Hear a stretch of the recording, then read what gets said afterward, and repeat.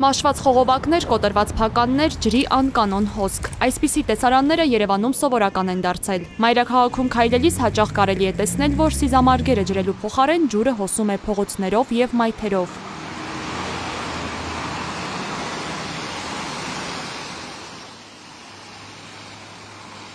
Քաղաքային իշխանության լուծումները հաճախ սահմանափակվում են քարեդարյա մեթոդով, փականների վրա քարեր դնելով։ Բաղրամյան պողոտայի սկզբնամասի գրողների միության հարևանությամբ սիզամարգի կողքով անցնողներն օրինակ անկախ իրենցից սառը ցնցուղ ընդունելու վտանգի են ենթարկվում։ Անհարմարություն կա, ստիպված պետք է կողքով անցնես, որպեսզի նման բան չկատարվի, չթրջվես։ Իհարկե շատ վատ, որ ինձ անտարբեր հոսում է։ Հենց մեր նկարահանման ընթացքում խողովակներից մեկից ոռոգման ջուրն սկսեց առատորեն հոսել։ Րոպեներ անց քաղաքացիներից մեկը մոտեցավ և փակեց ջրի փականը։ Չնայած դրանից հետո էլ տպավորություն էր, որ փականն ամեն րոպե ինքն իրեն նորից կարող է բացվել։ Երևանի քաղաքապետարանի կանաչապատում և շրջակա միջավայրի պահպանության հողակի աշխատակիցը, որը ազգային ժողովի մայթին հարակից սիզամարգներ ջրում, պնդեց, որ Բաղրամյան պողոտայի սիզամարգերով անցնող խողովակի փականները հաճախ մի քաղաքացի է բացում և ինքն էլ զանգում թեժգից։ Մի հատ մանյակ կա, չեն կարում բռնցնենք, բացում այդ զանգամա թեզգի։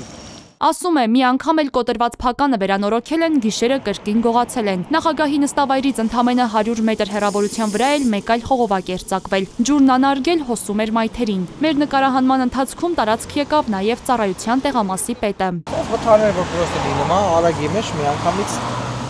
վերացնում են խնդիրը։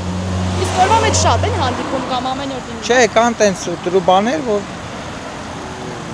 փոխվում ենք, որ տեսնում ենք արդեն ինքը ժանգոտած է, վանա կամ ենթակա է փոխելու, փոխում ենք։ Իսկ շատ են տրուբաները, որ հին են օրինակ քաղաքում։ Չէ, այնքան էլ չէ։ Օր չկա, որ Երևանում ոռոգման ցանցի ամենաքիչը 10 վթար չլինի, ասում է կանաչապատում և շրջակա միջավայրի պահպանություն հողակի տնօրեն Արմեն Բեգոյանը։ Նա խոստովանում է, ոռոգման ցանցը Երևանում հին է, մաշված և տեղ-տեղ օգտագործման ոչ պիտանի։ Մեր ռեսուրսներով մենք հնարավորություն չունենք ամեն սիզամարգի մեջ հենց այդ պահին նկատելու, որ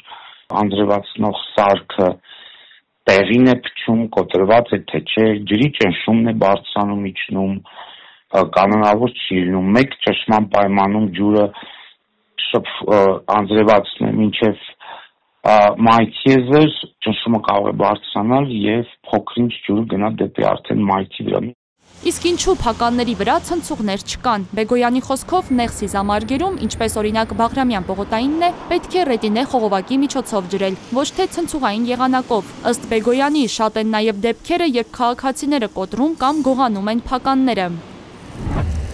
Երևանում ոռոգման համակարգի սպասարկման և նորերի անցկացման համար քաղաքապետի որոշմամբ կանաչապատում և շրջակա միջավայրի պահպանություն հողակին այս տարի 66 միլիոն դրամ է հատկացվել։ Բեգոյանն էլ նշում է, գումարը կարող է հասնել մինչև 80 միլիոնի, քանի որ այս տարի ոռոգման համակարգի մոտ 30 կիլոմետր նոր ցանց է կառուցվել։